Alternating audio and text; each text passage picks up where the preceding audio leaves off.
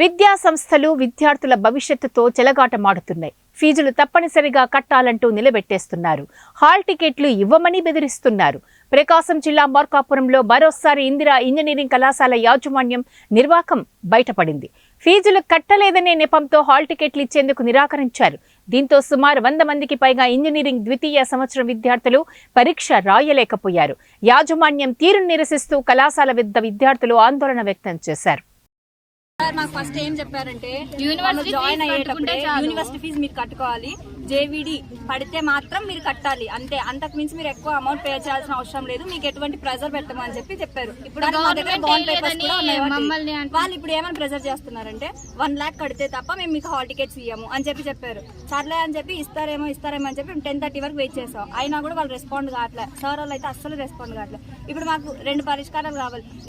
OT exam ఉంది మాకు, ఇప్పుడు దానికి పాస్ చేపిస్తారా ఒకటి, లేదంటే మనం లోపలికి ఇన్వాల్వ్ చేపిస్తారా 2, అంతే సార్.